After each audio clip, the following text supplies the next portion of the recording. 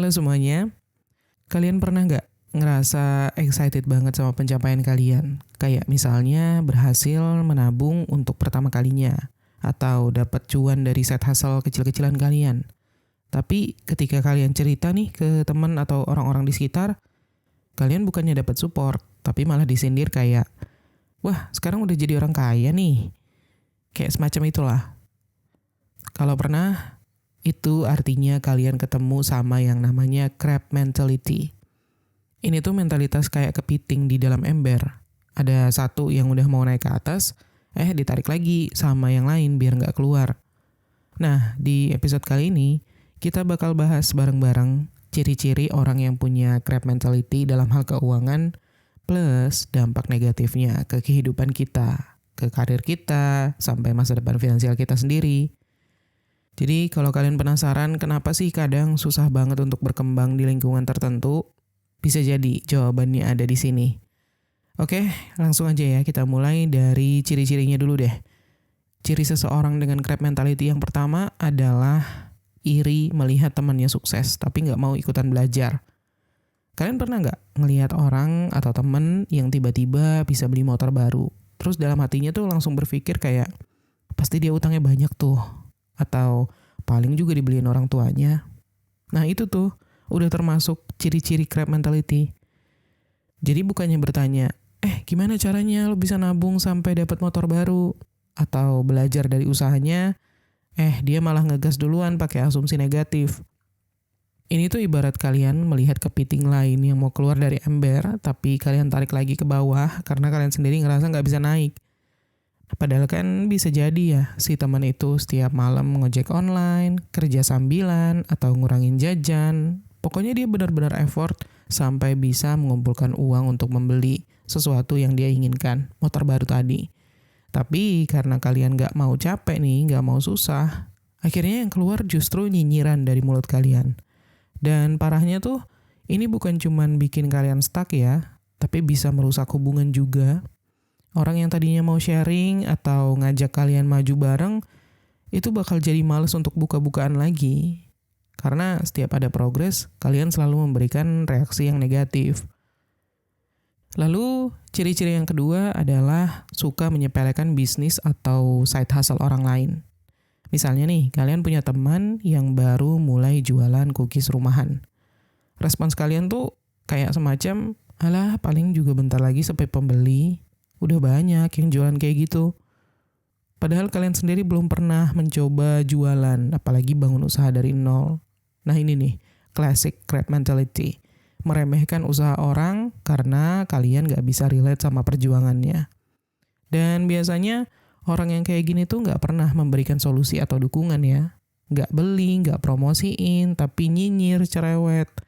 Bahkan kadang bikin orang jadi gak pede sama bisnisnya sendiri. Padahal kan ya, semua usaha itu butuh waktu, butuh trial and error, dan yang paling penting butuh dukungan dari circle terdekat.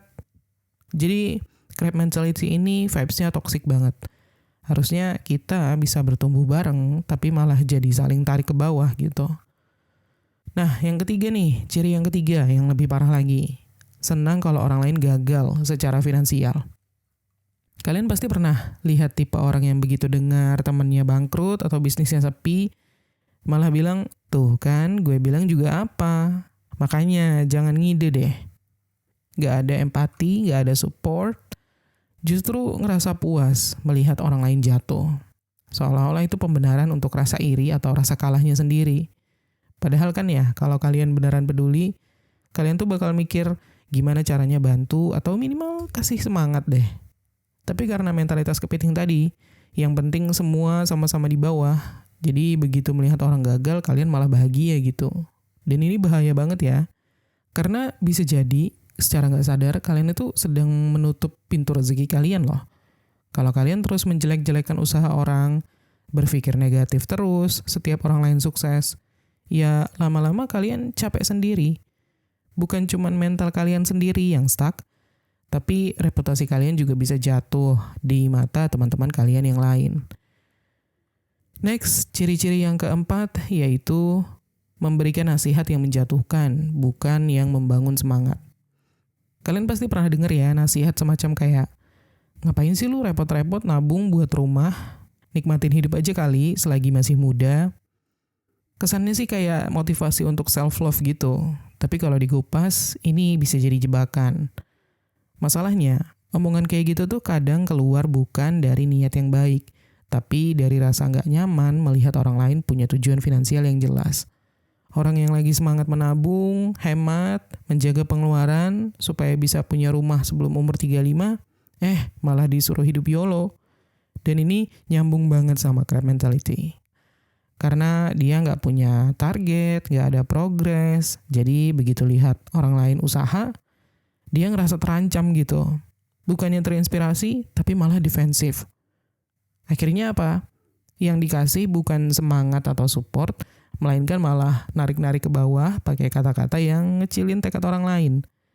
Makanya penting banget nih untuk kalian tahu bedain mana nasihat yang beneran tulus dan mana yang sebenarnya cuman kamuflase dari rasa minder.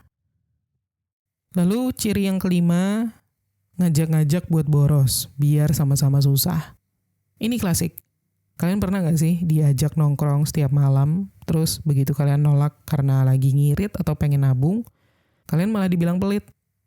Ya ampun, gaji segitu masa gak bisa sih buat ngopi? Padahal kan konteksnya beda ya. Kalian sedang menyiapkan dana darurat, atau mau cicilan kalian lunas, atau pengen liburan yang kalian bayar secara cash bukan pakai pay letter gitu. Tapi orang ini nggak peduli, yang penting semua ikutan gaya hidup dia. Nah ini yang udah masuk zona bahaya. Karena crab mentality itu nggak selalu harus ngomporin dengan kata-kata kasar ya. Kadang bentukannya tuh kayak ajakan-ajakan ramah yang sebenarnya membuat kalian keluar dari jalur, dari target keuangan kalian. Orang-orang dengan mentalitas kepiting itu suka ngerasa nggak nyaman gitu kalau temennya lebih stabil, lebih disiplin, atau lebih siap masa depannya. Jadi mereka ngajak kalian untuk boros supaya kalian tetap setara sama-sama bokeh di akhir bulan. Tapi yang lebih gawat itu kalau misalkan kalian nggak sadar dan terus-terusan ngikutin gaya hidup yang kayak gini, kalian bakal kehilangan tujuan finansial kalian sendiri hanya demi menyenangkan lingkungan yang sebenarnya toksik. Next, ciri-ciri yang keenam, gak rela melihat temannya bisa investasi atau punya tabungan. Ada loh orang yang kalau ngelihat temannya tuh sharing portofolio saham atau cerita soal target tabungannya, dia langsung nyindir kayak, ih pamer banget sih. Padahal bisa jadi ya itu bentuk saling support, biar yang lain juga ke-trigger untuk mulai. Tapi karena dia merasa ketinggalan kereta, yang keluar malah sindiran lagi-lagi.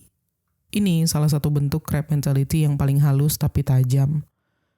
Orang-orang kayak gini tuh gak nyaman melihat orang lain berada di depannya secara finansial karena itu bikin dia ngaca. Tapi bukannya berkaca untuk terus termotivasi gitu ya, tapi untuk menyalahkan orang lain. Makanya dia bakal ngecap sharing keuangan itu sebagai flexing, pamer, nabung itu dianggap lebay, atau investasi disindir sebagai ikut-ikutan tren. Padahal bisa jadi temennya itu dulunya pernah berjuang banget dari bawah, kerja dari pagi sampai malam, belajar dari nol soal keuangan, dan sekarang dia cuma pengen kasih impact lah buat sekelilingnya gitu dengan berbagi target-target finansialnya atau pencapaian finansialnya dengan cara yang bukan pamer sebenarnya, tapi dianggap pamer sama orang-orang yang punya crab mentality. Nah, kalau kalian jadi orang yang kayak gini, atau dikelilingi sama orang-orang seperti ini, hati-hati karena yang kalian butuhin tuh bukan circle yang bikin insecure setiap kalian maju ya, tapi justru circle yang bisa mendorong kalian untuk naik bareng. Lanjut, ciri yang ketujuh, menghina orang yang mau hidup hemat. Nah ini, kalian pasti pernah lihat kan, atau bahkan ngalamin sendiri, lagi bawa bekal makan siang ke kantor misalnya, atau ke kampus, terus ada aja yang komen, "Dih, lu pelit banget sih, hidup kok ngirit banget." Padahal ya, itu kan bentuk dari usaha untuk mengatur keuangan lebih bijak gitu ya. Bukannya pelit, bukannya terlalu ngirit, tapi sadar akan prioritas. Ini nih, contoh crab mentality yang sering kali nggak disadari. Dan orang-orang yang kayak gini tuh biasanya bukan cuma bercanda, tapi sebenarnya merasa nggak nyaman melihat kalian bisa disiplin. bisa bilang enggak ke lifestyle yang konsumtif. Mereka jadi menghina karena mereka sendiri belum tentu bisa menahan diri seperti kalian. Jadi daripada mengaku minder gitu ya, mereka memilih untuk menjatuhkan semangat kalian lewat candaan ataupun sindiran. Dan yang kayak gini tuh biasanya bahaya kalau kalian gak punya mental yang kuat ya. Karena lama-lama kalian bisa berpikir, apa iya ya gue terlalu pelit? Apa gue ikutan jajan aja biar gak diceng-cengin terus? Padahal yang lagi kalian lakuin itu adalah hal yang justru membantu masa depan kalian kan. Ngirit, berani bilang enggak untuk jajan. Jadi jangan mau ditarik-tarik ke bawah hanya karena mereka belum bisa relate sama keputusan kalian. Selanjutnya, ciri-ciri crab mentality yang ke-8 adalah selalu mencari cara untuk membuat orang lain turun level. Misalnya gini, ada teman kalian yang baru dapat promosi kerja. Harusnya kalian sendiri dan teman-teman kerja kalian yang lain seneng dong ya. Tapi, kalau misalkan ada di antara kalian yang punya crab mentality, kalian bakal cenderung ngomong kayak misalnya nih, lo gak tahu aja, dia deket banget tuh sama si bos. Atau mulai nyebarin gosip untuk ngurangin value dari pencapaian si teman yang baru dapat promosi tadi. Nah, ini bukan cuma soal iri, tapi udah masuk ke zona manipulatif. Orang-orang kayak gini merasa aman kalau posisi orang lain tuh diturunin, biar gak kelihatan beda jauh dari dirinya. Dan ini sangat berkaitan dengan keuangan juga. Misal ada teman kalian yang udah mulai cuan dari usaha kecil-kecilan, atau dapat penghasilan tambahan dari freelance. Nah, si crab mentality biasanya bukannya bertanya kayak, ajarin dong caranya gimana sih? Tapi justru malah bilang kayak, paling juga cuman hoki doang, gak bakal lama itu mah.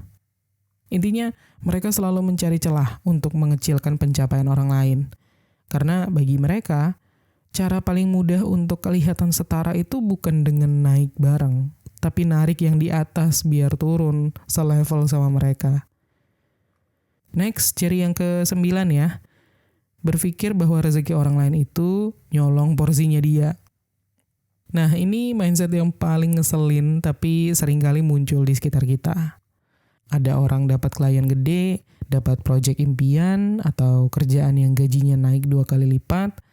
Terus si crab mentality ini ngomong, ya harusnya gue yang dapet tuh, kok bisa dia bukan gue? Padahal ya, rezeki itu gak kayak kue ulang tahun yang makin dikasih ke orang lain makin dikit buat kita. Tapi orang dengan crab mentality, cara berpikirnya dunia itu sistem rebutan. Jadi begitu ada orang lain yang dapat sesuatu, dia merasa dirugikan. Dan ini bahaya banget ya untuk pertumbuhan mental kalian pribadi.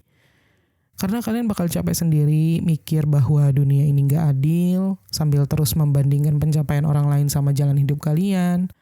Padahal bisa jadi yang bikin kalian gak maju-maju ya karena isi kepala kalian sibuk mikirin rezeki orang lain, bukannya mengembangkan potensi diri sendiri. Jadi kalau kalian nemu ciri-ciri kayak gini, baik di orang lain atau bahkan dalam diri kalian sendiri, itu sinyal untuk ngerem dan evaluasi ya. Karena ini efek negatifnya tuh bisa banget ngaruh ke cara kalian mengelola keuangan, karir, bahkan sampai cara kalian berpikir soal masa depan. Dampak negatif yang pertama, membuat lingkungan jadi gak suportif. Coba bayangin deh, kalian lagi happy karena akhirnya berhasil melunasi utang. Atau mungkin kalian baru aja dapat penghasilan pertama dari usaha kecil yang kalian rintis pelan-pelan. Harusnya kalian bisa sharing kebahagiaan itu ke teman-teman kalian kan? Tapi sayangnya kalian berpikir 2 kali. Takut dibilang sombong, takut disindir, atau malah dijatuhin. Dan itu seringkali terjadi di lingkungan yang penuh crab mentality. Bukannya dapat ucapan, wih selamat ya. Kalian malah dapat tatapan sinis atau komentar kayak semacam, paling juga gak bakal bertahan lama. Atau yang lebih halus kayak, wah rezekinya lagi bagus aja tuh. Akhirnya apa? Kalian dan orang-orang lain yang seperti kalian bakalan jadi males kan sharing pencapaian finansial kalian. Yang harusnya bisa jadi inspirasi, malah disimpan sendiri. Yang seharusnya bisa memotivasi orang untuk hidup lebih bijak secara finansial, Malah bikin orang mikir kayak, udah deh mending diem aja, males kalau ntar diceng-cengin. Lingkungan yang kayak gini tuh membunuh semangat orang untuk maju bareng-bareng. Karena bukannya dapat support gitu ya, kita malah belajar untuk menutup mulut, menutup diri, mengurangi pencapaian sendiri, dan menyesuaikan diri supaya nggak lebih dari rata-rata. Dan ini merusak ekosistem belajar finansial yang sehat. Next, dampak negatif yang kedua, mental berkembang jadi terhambat. Karena di saat kalian dikelilingi orang-orang yang terus-terusan nyinyir, ngejek, menghina, dan menjatuhkan semangat, kalian tuh bakal jadi kehilangan dorongan untuk berkembang kan? Kalian mulai berpikir kayak, ngapain gue capek-capek belajar soal keuangan, ikut kelas finansial, teman-teman gue juga pada santai kok. Atau, buat apa aku nambah skill atau cari side income, toh ujung-ujungnya juga tetap dibilang so sibuk. Padahal sebenarnya kalian punya potensi untuk tumbuh lebih jauh. Tapi karena terlalu sering dikelilingi sama komentar negatif, kalian jadi takut beda sendiri. Akhirnya kalian jadi nyaman berada di zona yang itu-itu aja, karena keluar sedikit aja tuh bisa langsung ditarik lagi gitu. Dan ironisnya ya, makin lama kalian terbiasa dengan energi yang seperti itu, makin lama kalian percaya bahwa ya begini aja udah cukup. Padahal belum tentu itu yang terbaik untuk kalian. Bisa jadi kalian layak dapat income yang lebih besar, hidup lebih tenang secara finansial, atau kerja di tempat yang lebih berkembang. Tapi kalian gak gerak karena tekanan lingkungan bikin kalian ragu untuk melangkah. Inilah makanya penting banget untuk sadar bahwa kalian berada di lingkungan yang gak mendukung pertumbuhan kalian itu bukan sekedar gak nyaman ya, tapi bisa benar-benar merusak mental berkembang kalian, termasuk soal keuangan. Lanjut, dampak negatif yang ketiga, bisa jadi penghambat untuk diri sendiri. Ini nih yang kadang gak disadari.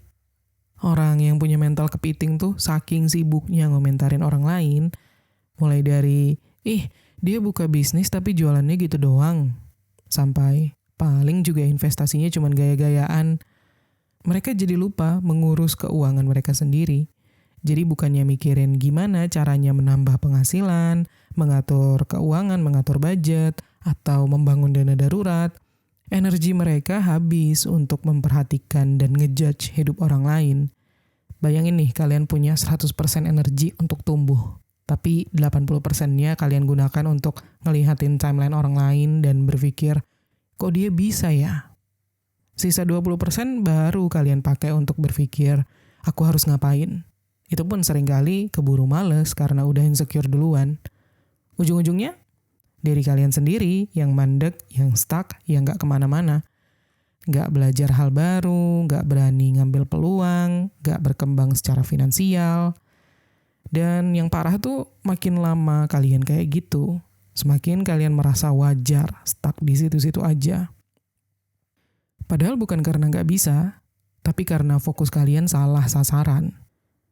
Lalu efek negatif yang keempat dari grab mentality adalah persahabatan bisa jadi retak. Kadang yang membuat hubungan pertemanan renggang itu bukan masalah besar, tapi karena sindiran-sindiran kecil yang numpuk terus. Kayak kalian bayangin coba ya, kalian cerita nih ke teman dekat kalian. Gue baru bisa nyicil emas nih dari hasil side hustle. Terus si teman kalian itu balasannya kayak, wih sekarang udah jadi sultan banget nih. Sindiran semacam itulah. Mungkin awalnya kalian nganggap bercanda gitu ya.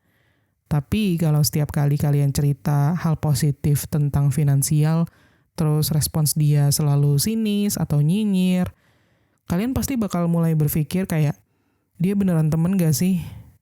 Dari situ tuh muncul jarak. Kalian jadi nggak nyaman untuk bercerita, jadi lebih memilih untuk nutupin pencapaian kalian, dan lama-lama mungkin malah sampai lost contact. Jadi, crab mentality itu merusak trust ya, merusak kepercayaan, karena bukannya saling mendukung, yang ada malah saling tarik ke bawah. Dan kalau udah kayak gitu, ya wajar banget persahabatan bisa jadi renggang atau bahkan putus total. Dan dampak negatif yang kelima, budaya iri-irian itu menular. Crab mentality itu kayak virus deh. Kalau kalian masuk ke lingkungan yang isinya orang-orang nyinyir, setiap ngelihat ada orang lain yang naik sedikit aja, upgrade sedikit aja, lama-lama kalian bisa keikutan juga, bahkan tanpa kalian sadari. Contohnya begini, awalnya kalian nggak punya masalah nih sama temen yang tiba-tiba beli mobil atau beli gadget baru. Tapi karena circle kalian ngomong kayak, paling juga kredit tuh. Nah, kalian juga berpikir hal yang sama. Padahal awalnya kalian netral, atau bahkan pengen belajar dari orang tersebut. Tapi karena lingkungan kalian toksik, pola pikir kalian ikut berubah. Dan ini kalau terus-terusan dibiarkan, yang tercipta adalah budaya yang saling menjatuhkan. Gak ada lagi yang bisa saling support satu sama lain. Bukan karena gak ada yang mau, tapi karena takut diserang. Takut dibilang sok sukses, sok bijak keuangan, atau sok mencari cuan. Budaya kayak gini tuh membuat satu circle mentok bareng-bareng.